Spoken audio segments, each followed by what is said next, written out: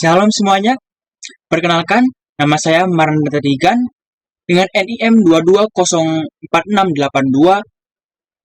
dari Fakultas POK Prodi PJKR. Di sini saya akan mempresentasikan 5 materi yang sudah saya pelajari selama saya belajar pendidikan agama Kristen di UPI ini. Materi yang pertama yang akan saya bahas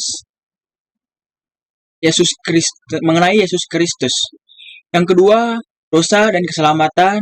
Yang ketiga, iman dan taat. Keempat, mengenai Alkitab. Dan yang kelima, membahas purpose driven life.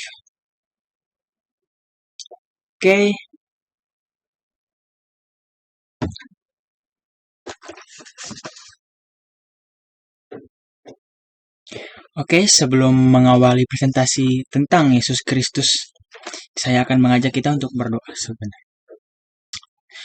Terima kasih Tuhan Yesus. Tuhan, terima kasih Tuhan, berkat-Mu hari ini Tuhan, kita bisa duduk di sini dengan keadaan sehat, tanpa terjadi sesuatu apapun Tuhan. Terima kasih Tuhan. Tuhan, berkati juga Tuhan di mana hamba-Mu ini akan melakukan presentasi. Tuhan, berkati Tuhan presentasi Nata Tuhan dari awal, pertengahan hingga akhirnya supaya bisa berjalan dengan lancar Tuhan. Dan berkati juga supaya presentasi Nata juga bisa menjadi berkat dan bisa dimengerti oleh audiens yang akan mendengarkan presentasi Nata tersebut. Terima kasih Tuhan. Dimana sebentar Nata akan mulai presentasi Nata Tuhan. Terima kasih. Hanya dalam nama Tuhan Haleluya. Amin. Oke.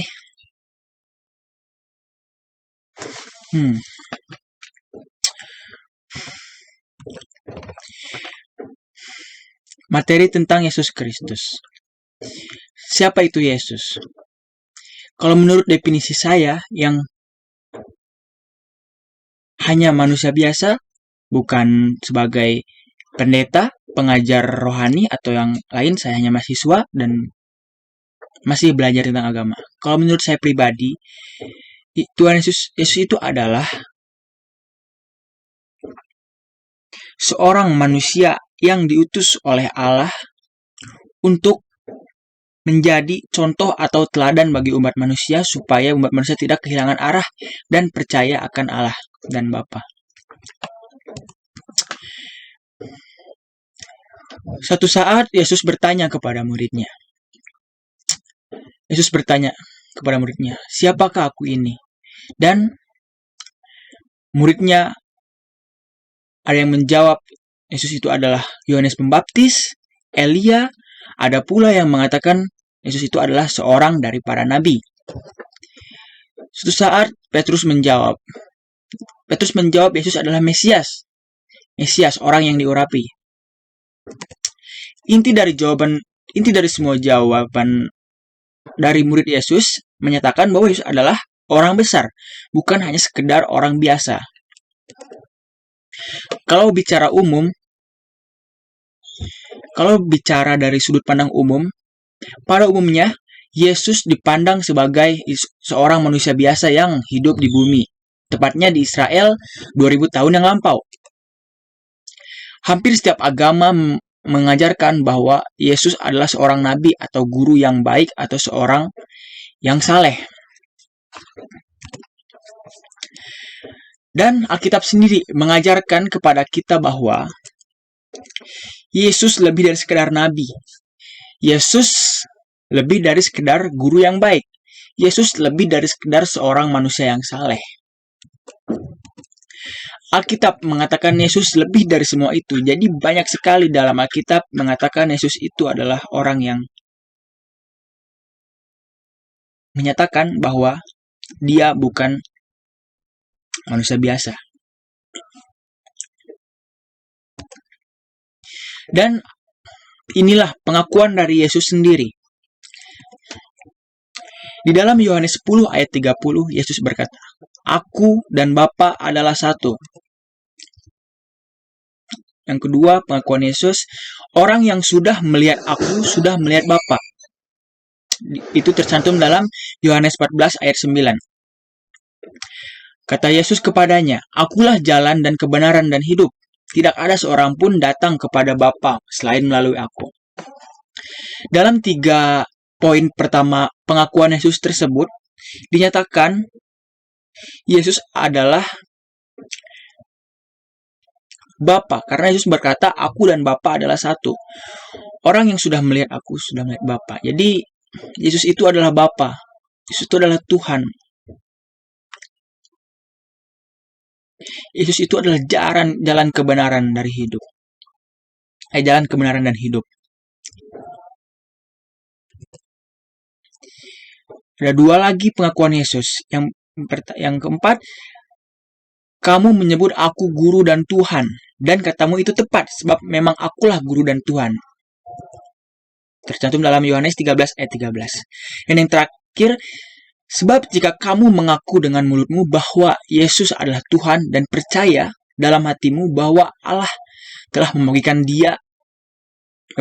dia dari antara orang mati, maka kamu akan diselamatkan. Roma 10 ayat 9. Jadi, orang yang menyebut Yesus adalah guru dan Tuhan, itu adalah perkataan yang tepat.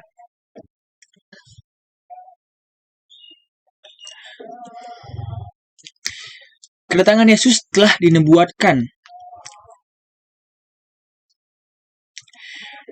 Buktinya, beratus tahun sebelum kelahiran Yesus, Alkitab mencatatkan nubuat para nabi Israel tentang kedatangannya.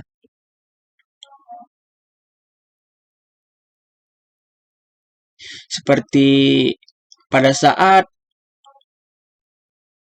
ada bintang Perjanjian Lama, nubuat yang lain adalah Perjanjian Lama yang ditulis oleh para penulis dalam jangka masa lebih kurang 1500 tahun, mengandungi lebih daripada 300 nubuat tentang kedatangannya. Jadi kedatangan Tuhan Yesus itu sudah dinubuatkan sejak dulu di Alkitab.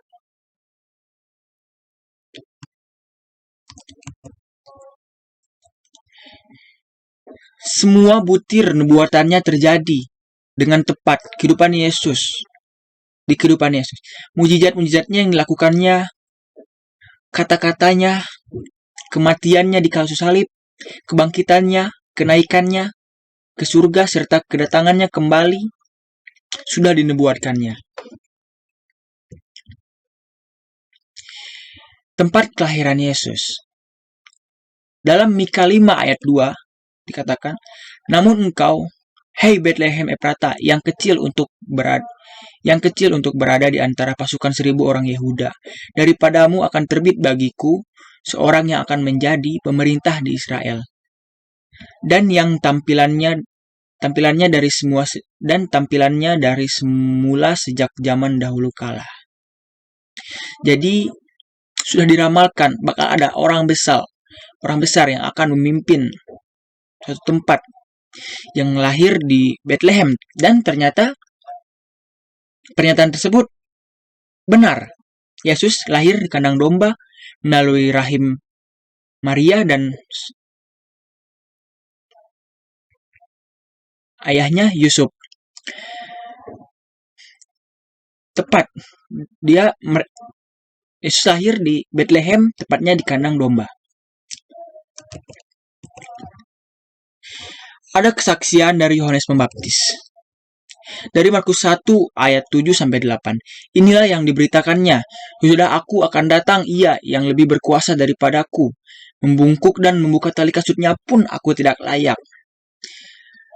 Aku membaptis kamu dengan air, tapi ia akan membaptis kamu dengan Roh Kudus." Lukas 3 ayat 16. Yohanes menjawab dan berkata kepada semua orang itu, "Aku membaptis kamu dengan air, tapi ia lebih berkuasa. Tali kasutnya pun aku tidak layak. Ia akan membaptis kamu dengan Roh Kudus dan dengan api." Yohanes 1 ayat 27 mengatakan, yaitu dia yang datang kemudian daripadaku. Membuka tali kasutnya pun aku tidak layak, dialah yang akan datang setelah aku.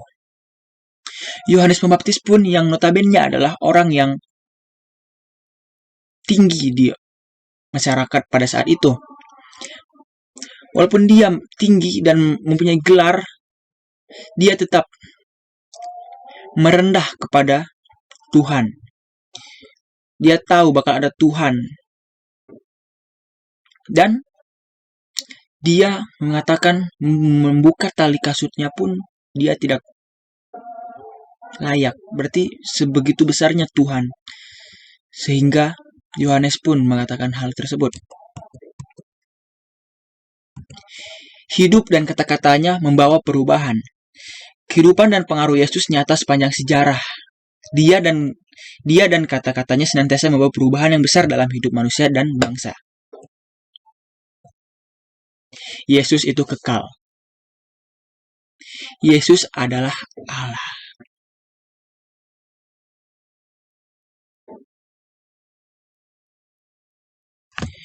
Yohanes 1 ayat 1. Pada mulanya adalah firman. Firman itu bersama-sama dengan Allah dan firman itu adalah Allah. Yohanes 1 ayat 14 mengatakan, firman itu telah menjadi manusia dan diam di antara kita. Dan kita telah melihat kemuliaannya, yaitu kemuliaan yang diberikan kepadanya sebagai anak tunggal Bapa, penuh kasih karunia dan kebenaran. Jadi, di sini dikatakan Yesus itu adalah Allah. Jadi, semua teladannya, semua perbuatannya harus kita contoh, harus kita ikuti agar kita meraih hidup yang kekal dan bisa berada di jalan yang benar. Karena Yesus adalah Allah.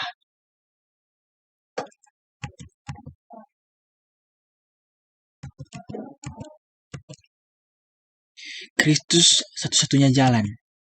Dikatakan dalam Yohanes 14 ayat 6, kata Yesus kepadanya, akulah jalan dan kebenaran dan hidup. Tidak ada seorang pun yang datang kepada Bapa kalau tidak melalui Yesus. Dalam kisah para Rasul 4 ayat 12 mengatakan, dan keselamatan tidak ada di dalam siapapun juga selain di dalam Dia. Sebab di bawah kolong langit ini tidak ada nama lain yang diberikan kepada manusia, yang olehnya kita dapat diselamatkan.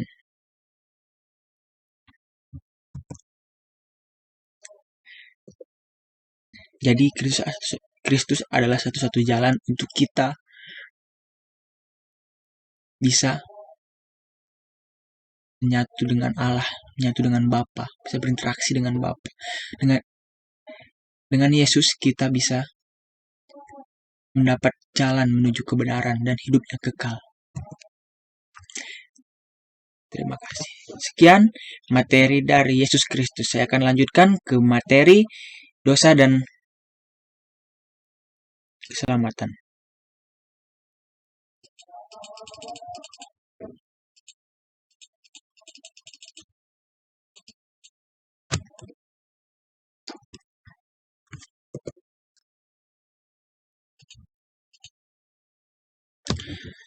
Dosa dan keselamatan. Jadi, kenapa orang melakukan dosa? Itu karena banyak permasalahan. Ketidakpastian, ketidakmampuan, dan juga kekecewaan yang ada di dalam diri. Problem besar manusia, yaitu dosa. Atau keterpisahan manusia dengan Allah. Dia tidak percaya Allah. Tidak percaya adanya Tuhan sehingga dia menjadi sesat dan hilang arah. Manusia dari awal sudah dekat dengan Allah. Tetapi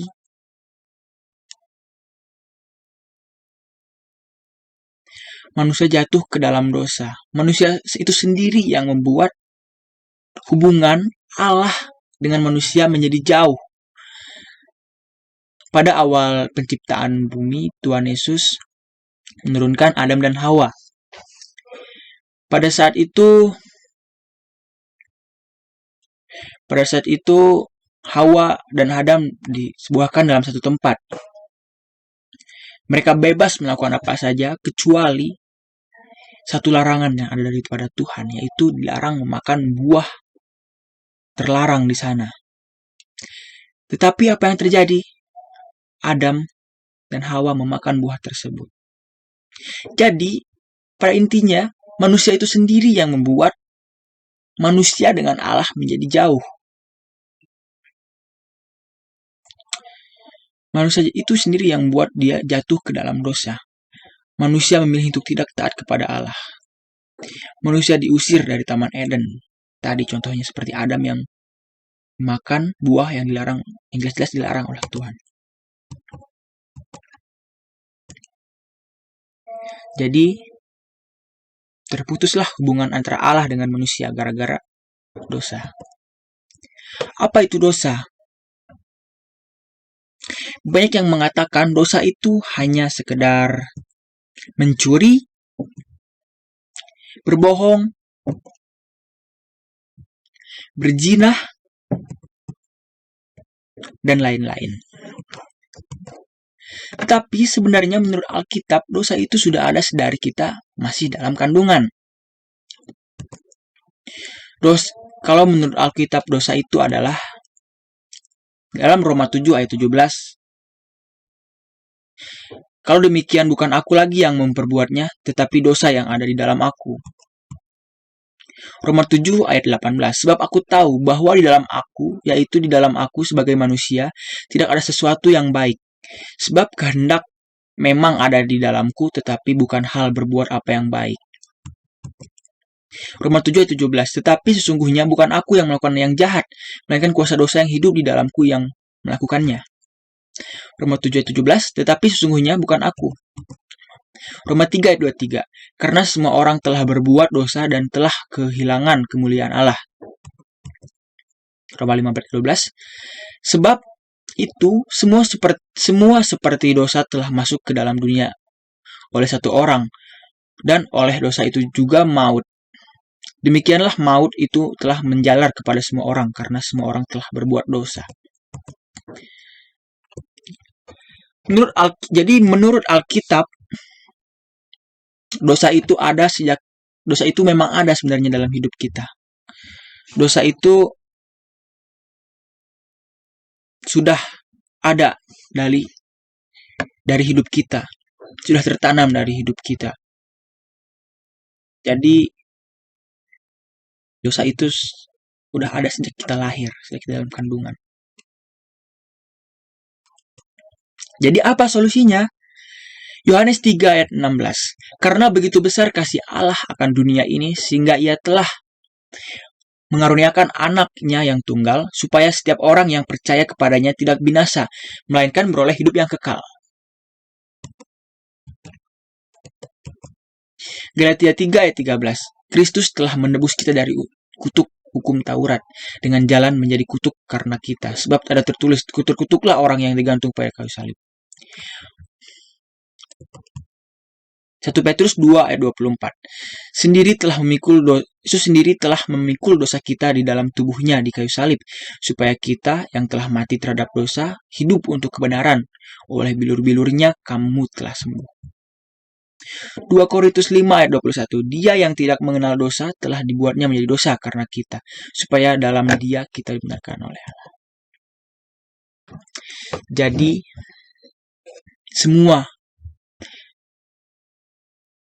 semua dosa-dosa kita sudah ditebus oleh Tuhan. Sebegitu baiknya Tuhan dalam hidup kita. Tuhan rela disalib pada saat hina di kayu salib. Pada saat itu di bangsa Yahudi, salib itu adalah orang hina. Yang disalib itu adalah orang yang hina, yang najis. Tapi Tuhan rela melakukan itu agar semua umatnya bisa menjadi hidup kembali, dihapuskan dosanya, dan berjalan di jalan yang kebenaran. Sebegitu baiknya Tuhan. Jadi solusinya, akuilah dosa, berdoalah, terimalah Yesus dalam hatimu. Yesaya 1 ayat 18. Marilah baiklah kita berperkara. Firman Tuhan firman Tuhan, sekalipun dosamu merah seperti kirmija akan menjadi putih seperti salju. Sekalipun berwarna merah seperti kain kesumba akan menjadi putih seperti bulu domba. Jadi akuilah Tuhan, berdoa kepada Tuhan. Akuilah dosamu, terimalah Yesus dalam hatimu. Doa menerima Yesus Kristus. Tuhan Yesus, aku sadar dan mengaku aku adalah orang berdosa. Aku percaya bahwa Kristus mati di kayu salib untuk menghapus seluruh dosaku. Saat ini, aku membuka hati untuk menerima Engkau sebagai Tuhan dan Juru Selamatku secara pribadi. Masuklah dan bertahta dalam hatiku. Mulai saat ini, kuasailah hatiku dan bentuklah aku menjadi seorang pribadi yang sesuai dengan kehendak Tuhan. Dalam nama Tuhan Yesus, aku berdoa. Amin. Terima kasih. Oke, sekian pembahasan saya tentang doa dan dosa dan keselamatan. Di sini saya akan lanjut ke dalam materi iman dan ketaatan.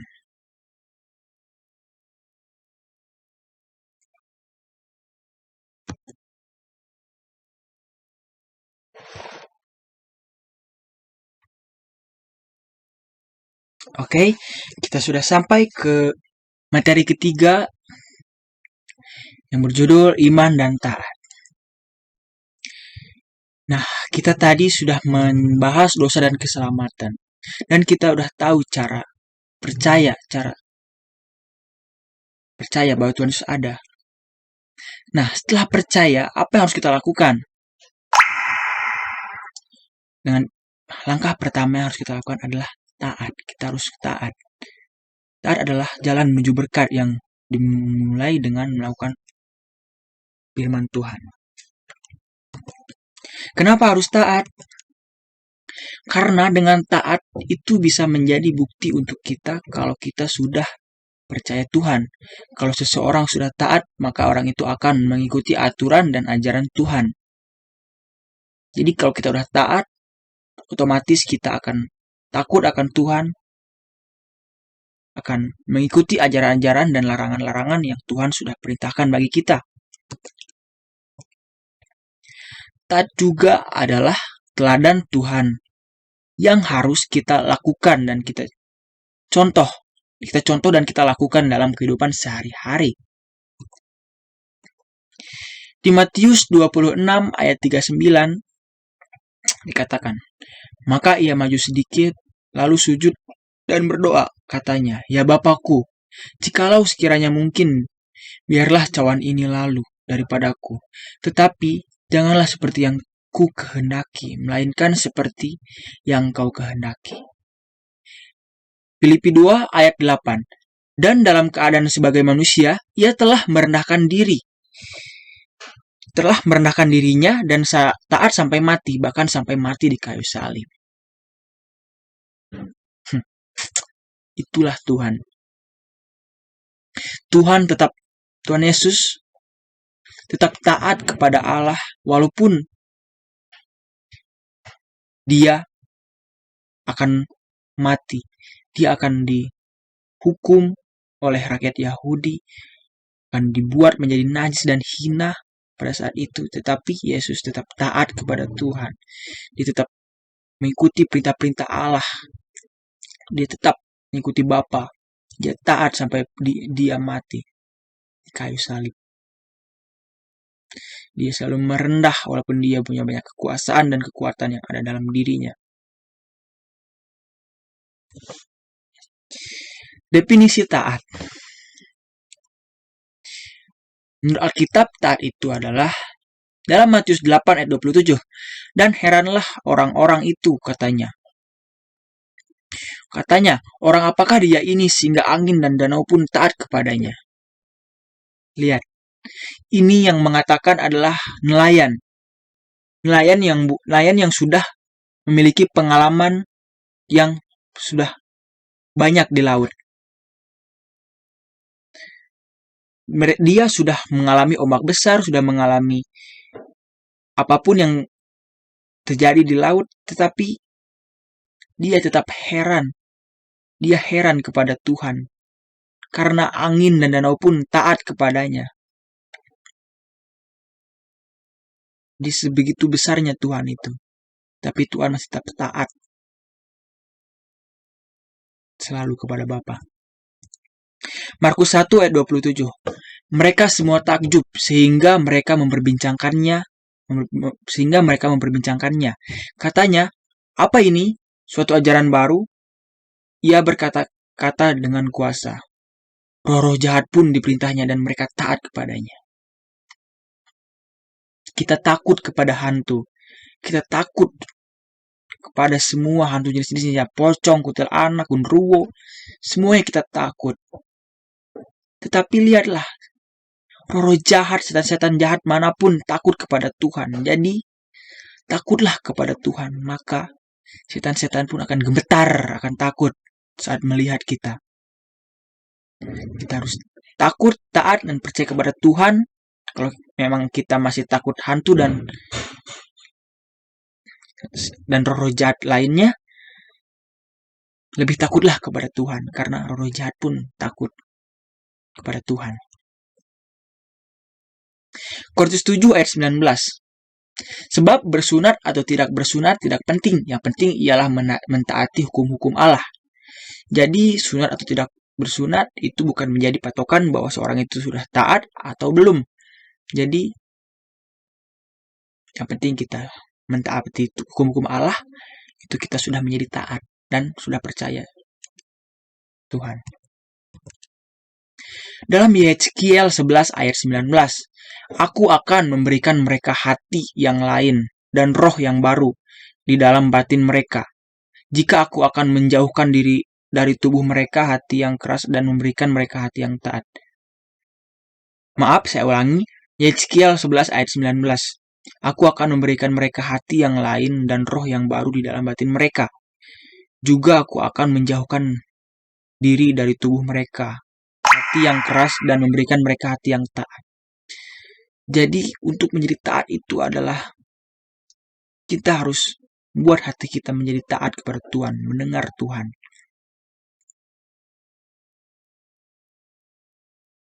Hati ini bukan diberikan kepada pacar atau pada game. Hati kita ini untuk Tuhan. Contoh-contoh ketaatan. Dalam Ibrani 11 ayat 7, Karena imam, maka Nuh dengan petunjuk Allah tentang sesuatu yang belum kelihatan, dengan taat mempersiapkan bahtera untuk menyelamatkan keluarganya. Dan karena imam itu ia menghukum dunia, dan ia ditentukan untuk menerima kebenaran sesuai dengan imamnya. Karena Nuh taat kepada Tuhan, dengar-dengaran kepada Tuhan, dia melakukan apa yang dilakukan oleh Tuhan, yaitu membuat kapal yang besar dengan ukuran yang sudah ditentukan. Pada saat itu belum ada hujan. Siapa yang sangka akan terjadi hujan besar dan banjir yang sangat besar. Tetapi dengan kepercayaan dia kepada Tuhan dan ketaatannya dia kepada Tuhan, dia mengikuti apa yang Tuhan ikuti. Lihat apa yang terjadi. Dia selamat. Bahkan dia menyelamatkan banyak orang, banyak binatang, banyak makhluk hidup yang ia selamatkan. Karena dia taat dan dengar-dengaran, percaya juga kepada Tuhan Yesus. Kisah Para Rasul 4 ayat 18 sampai 19. Dan setelah keduanya disuruh masuk, mereka diperintahkan supaya sama sekali jangan berbicara atau mengajar lagi dalam nama Yesus. Tetapi Petrus dan rasul-rasul itu menjawab, katanya, "Kita harus lebih taat kepada Allah daripada kepada manusia." Lihat, kita semua tahu Petrus itu adalah orang yang penakut, pemalu, diam. Tetapi dia tidak diam saat nama Yesus direndahkan. Dia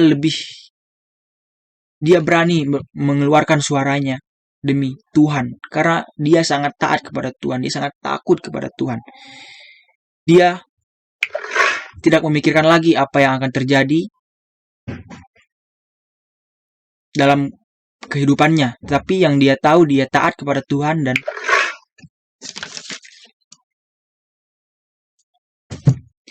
dan percaya kepada Tuhan. Kerinduan Allah akan kita umat manusia. Dalam Matius 7 ayat Matius 22 ayat 37. Kasihilah Tuhan Allahmu dengan segenap hatimu dan dengan segenap jiwamu dan dengan segenap akal budimu, dan kasihilah sesamamu manusia seperti dirimu sendiri, sebagai hukum utama dan pertama. Jadi kita harus mengasihi Tuhan, kasihilah Tuhan Allahmu dengan segenap, mengasihi Tuhan dengan segenap hati dan jiwa dan akal budi, dan kasihilah juga sesama manusia mengasihi Tuhan dan seperti dirimu mengasihi diri sendiri. Ketaatan itu adalah buah dari iman kita, bukti bahwa kita adalah ketaatan itu adalah buah dari iman dan bukti bahwa kita telah percaya kepadanya.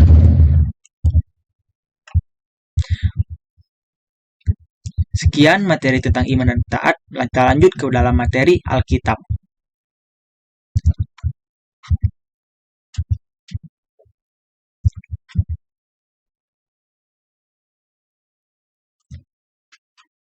Baik, kita lanjut ke dalam materi Alkitab. Sebelumnya, saya akan beritahu Alkitab itu adalah firman Tuhan. Jadi, bila kita ingin mengetahui firman Tuhan, bacalah Alkitab. Alkitab itu adalah firman Tuhan, itu adalah Yesus yang berbicara langsung kepada manusia.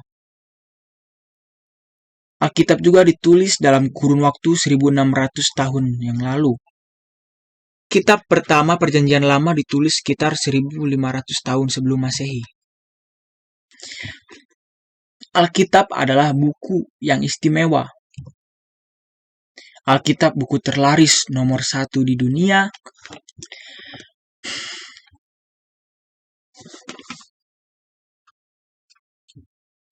Alkitab telah didistribusikan sekitar 9 miliar sejak tahun 1947.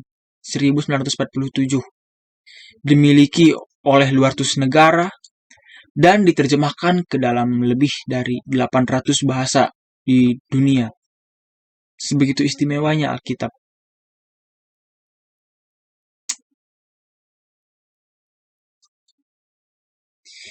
Waktu zaman dulu, bahan yang digunakan dalam Alkitab untuk menulis Alkitab adalah yang pertama adalah dengan batu. Yang kedua menggunakan tanah liat. Karena tanah liat mudah pecah, dikembangkanlah menggunakan papirus dari tumbuhan-tumbuhan yang diolah. Dan yang terakhir, bahan tulis kuno dalam menulis Alkitab adalah kulit.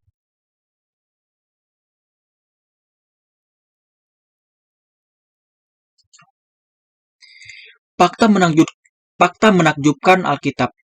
Alkitab ditulis kurang lebih 1600 tahun yang lalu. Alkitab ditulis oleh kurang lebih 40 penulis yang terkenal, yang hebat pada masanya.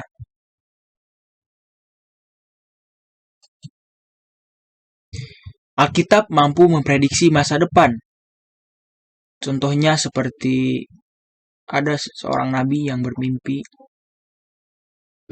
tanduk. Dia bermimpi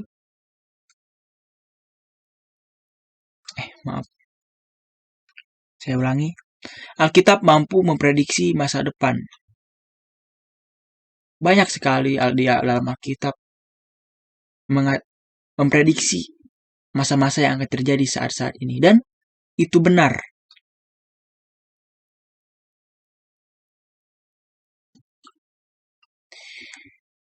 Alkitab juga mencatat nubuat tentang Mesias dan Kristus. Nubuat yang pertama, nubuat tentang kelahiran Yesus. Dan yang kedua, tentang kematian Yesus. 2 Timotius 3 ayat 16 mengatakan, segala tulisan yang diilhamkan Allah memang bermanfaat untuk mengajar, untuk menyatakan kesalahan, untuk memperbaiki kelakuan, dan untuk mendidik orang dalam kebenaran. Jadi semua tulisan yang diilhamkan Allah sangat bermanfaat untuk kita. Itu bukan sekedar cerita, bukan sekedar dongeng, tapi Alkitab itu sangat bermanfaat untuk mengajar kita, mendidik kita, untuk menyatakan kesalahan, untuk memperbaiki kelakuan, untuk mendidik orang dan mendidik orang dalam kebenaran. Jadi Alkitab itu sangat bermanfaat. Jadi segeralah baca Alkitabmu di rumah. Yang menulis Alkitab pada saat itu dinamakan juru tulis. Zaman dulu mungkin dari kalian akan bertanya, zaman dulu percetakan atau komputer tidak ada. Lalu bagaimana ada salinannya? Nah, seorang harus duduk dan menyalin yang asli dengan tangan. Dan itulah definisi dari juru tulis. Juru tulis menganggap pekerjaan mereka lebih serius daripada yang lainnya, karena mereka sadar sedang menyalin firman Tuhan. Para juru tulis juga menetapkan aturan mereka sendiri. Aturannya adalah, dalam menulis Alkitab, mereka menggunakan jenis tinta khusus. Yang kedua, memastikan bahwa setiap huruf dari sebuah kata diberi spasi persis dengan satu ketebalan rambut dari huruf sebelumnya. Dan tidak pernah menulis huruf terkecil sekalipun dari ingatannya.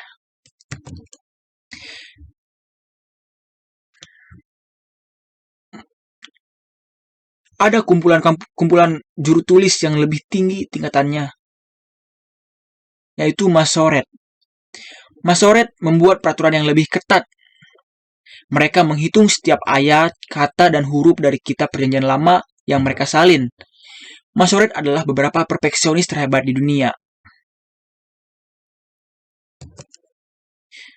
Lalu setelah semua itu dibuat dan disalin, kemanakah ribuan salinan itu pergi? Juru-juru tulis sangat teliti tentang salinan kitab-kitab Perjanjian Lama mereka. Jadi, jika salah satu salinannya mulai bertambah tua atau halamannya mulai pudar, mereka akan mengambilnya dan menguburnya di tanah atau membakarnya. Mengapa dikubur di tanah dan dibakar? Karena mereka tidak ingin mengambil kesempatan salinan pudar, sehingga menjadi salah dibaca atau disalin ulang secara tidak benar. Juru tulis juga sangat menghormati nama Tuhan. Dokumen apapun yang berhubungan dengan Tuhan dipandang suci dan harus disimpan dalam keadaan baik. Jika dokumen suci sudah menjadi tua atau usang, maka diberi penguburan yang layak.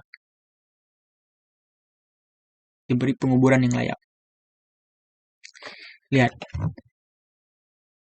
Segitu taatnya Masoret dengan Tuhan, sehingga dia tidak mau membuat ajaran-ajaran Tuhan menjadi keliru. Lebih baik ia mengubur atau membakarnya daripada membuat orang-orang di dunia ini menjadi keliru tentang Yesus. Aturan-aturan dalam orang Israel waktu itu Perjanjian Lama, kitab tersebut harus dibuat oleh nabi. Penulisan harus diakui berasal dari Tuhan dan menggunakan bahasa Israel. Karena pada saat itu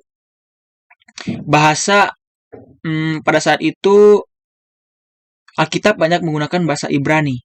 Jadi orang Perjanjian Lama sering menentang.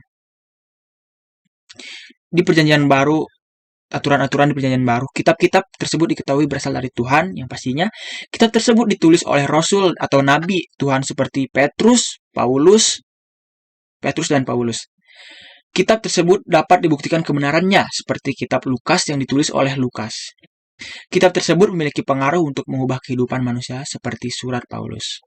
Kitab tersebut digunakan oleh orang percaya atau pengikut Yesus. Jadi kesimpulannya, Tuhan mencintai setiap orang di dunia ini. Yesus Kristus mati untuk membuktikan cinta itu ke dunia. Cerita indah itu hanya bisa kita lihat di Alkitab. Jadi bacalah Alkitab. Saya tidak bosan-bosan mengingatkan kepada kita semua untuk mulai baca Alkitab. karena di dalamnya terdapat banyak sekali manfaat yang bisa kita ambil. Sekian materi saya tentang Alkitab, dan terakhir saya akan membahas materi tentang purpose driven life.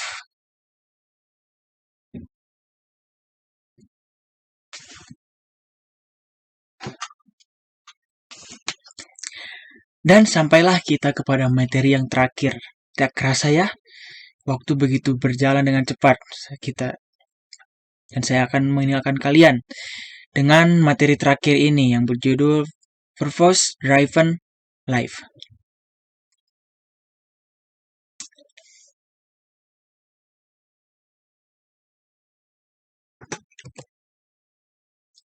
Banyak bertanya, apa makna dan tujuan saya hidup? It all starts with God. Segala sesuatu diawali oleh Tuhan. Jadi, kita itu harus memiliki tujuan yang dimulai dengan Tuhan. Seperti pada saat kita bangun tidur, kita jangan lupa berdoa untuk menjalani kegiatan-kegiatan yang akan kita lakukan selama seharian full. Kita harus mengawali hari kita dengan berdoa, diawali oleh Tuhan. Jadi supaya kita memiliki tujuan yang jelas, dan semua tujuan-tujuan kita bisa dimudahkan oleh Tuhan. Pertanyaan selanjutnya, bagaimana menemukan tujuan hidup kita? Dengan cara yang pertama, hubungan dengan Tuhan. Yang kedua, hubungan dengan Tuhan. Kenapa kita harus berhubungan dengan Tuhan? Karena Tuhan memikirkan kita jauh sebelum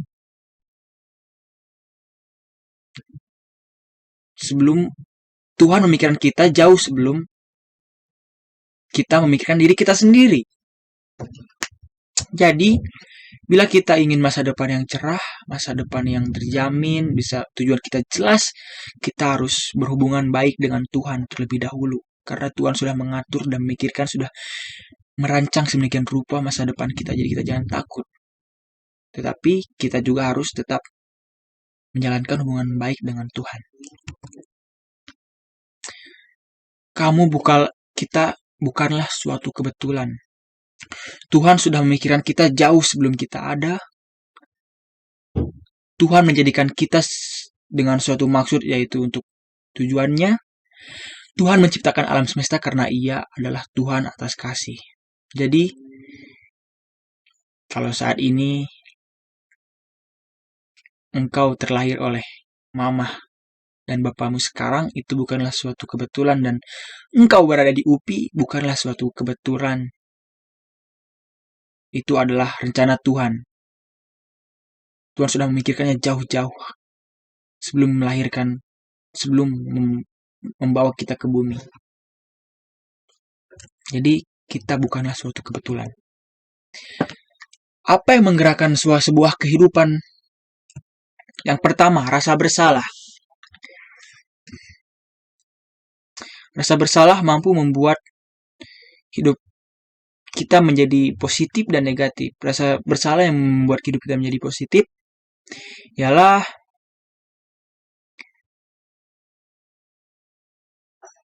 adalah kita menjadi bertanggung jawab. Misalnya kita disuruh nih oleh orang tua kita, dan kita marah-marah, bentak-bentak, tapi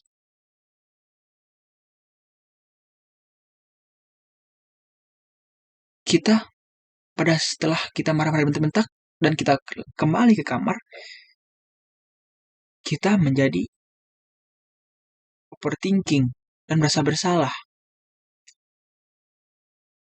Itu adalah, tadi saya bilang positif, itu adalah efek negatif.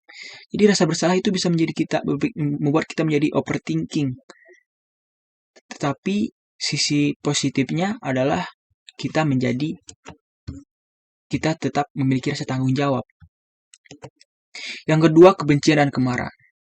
Kebencian dan kemarahan dapat menggerakkan kita ke jalan yang tidak kita inginkan, karena kebencian dan kemarahan mampu membutakan kita, mampu membuat akal sehat kita hilang. Ketakutan. Kita selalu saja ketakutan akan masa depan, ketakutan akan jodoh mungkin, tetapi kita tidak ketakutan akan hubungan kita dengan Tuhan. Sehingga itu yang menggerakkan kamu, sehingga kamu mencari pekerjaan dengan giat, menjadi pacar, kesana kesini, tetapi kamu tidak ingat Tuhan. Materialisme. Nah, ini juga mampu membuat hidup kita dan Tuhan jauh. Karena kita sibuk bekerja, mengejar material di bumi, sehingga kita melupakan Tuhan. Kita lupa akan Tuhan.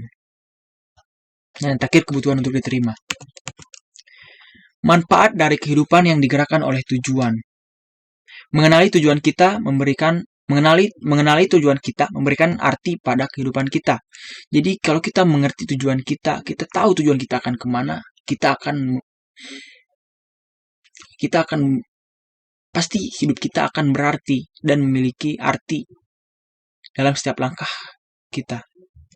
Dan kita tidak akan merasa hidup menjadi hampa kalau kita sudah punya tujuan dan kita sudah kenal tujuan kita. Yang kedua, manfaat kehidupan yang digerakkan oleh tujuan. Mengetahui tujuan kita dapat menyederhanakan kehidupan kita. Jadi dengan tujuan kita dapat menyederhanakan kehidupan kita. Seperti kalau kita sudah ingin tujuan di pemain bola, pada saat ada cabang-cabang lain, kita sudah tahu tujuan kita adalah sepak bola. Jadi kita dapat memilih sepak bola. Tidak mencari-cari potensi diri kita lagi. Jadi kita sudah fokus pada tujuan supaya kita bisa menyederhanakan pilihan-pilihan lain. Kita sudah punya fokus. Yang ketiga, mengetahui tujuan kita dapat memberikan fokus pada kehidupan kita. Seperti yang saya bilang tadi, bila kita sudah mulai tujuan, kita fokus dan kita bisa menghindari tujuan-tujuan lain. Sehingga kita bisa fokus.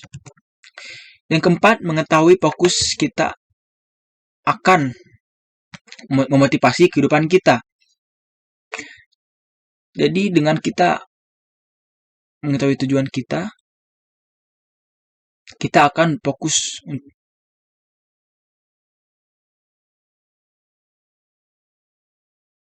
Kita akan memotivasi kehidupan kita supaya kita bisa berusaha untuk mencapai tujuan tersebut. Itu bisa menjadi motivasi kita sendiri untuk menjalani hidup. Dan yang kelima dan terakhir, mengetahui tujuan kita akan menyiapkan kita untuk menghadapi kekekalan. Kita diciptakan untuk kekekalan. Tuhan memberikan kekekalan pada hati kita. Dalam Pengkhotbah 3 ayat 11 dikatakan, Ia membuat segala sesuatu indah pada waktunya, bahkan Ia memberikan kekekalan dalam hati mereka, tetapi manusia tidak dapat menyelami pekerjaan yang dilakukan Allah dari awal sampai akhir. Jadi Tuhan itu sangat baik. Tuhan sudah membuat kita akan indah pada waktunya, dan Tuhan sudah memberikan kekekalan dalam hati kita.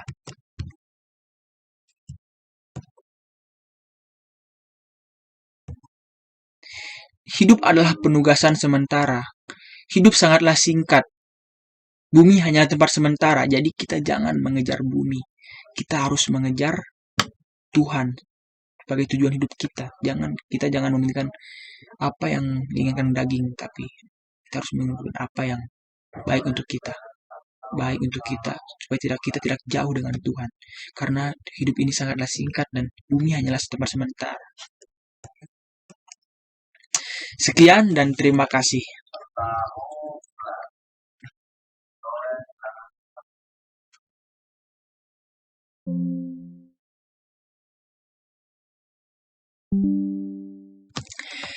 Jadi sekian teman-teman semuanya dan siapapun yang melihat materi saya.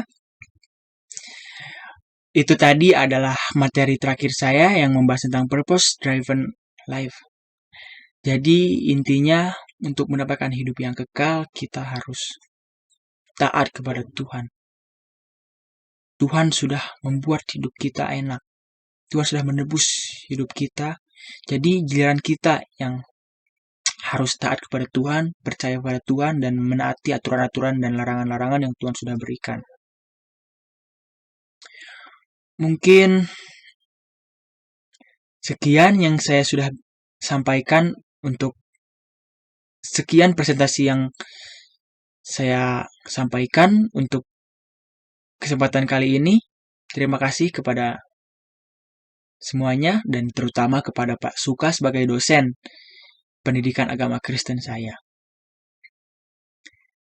Semoga materi yang saya presentasikan hari ini bisa jelas di pendengaran kalian dan bisa dimengerti. Dan maaf juga bila ada suatu kata atau salah-salah kata yang membuat kalian teman-teman tersinggung. Saya minta maaf sebesar-besarnya. Sekian presentasi saya kali ini. Tuhan Yesus memberkati. Shalom.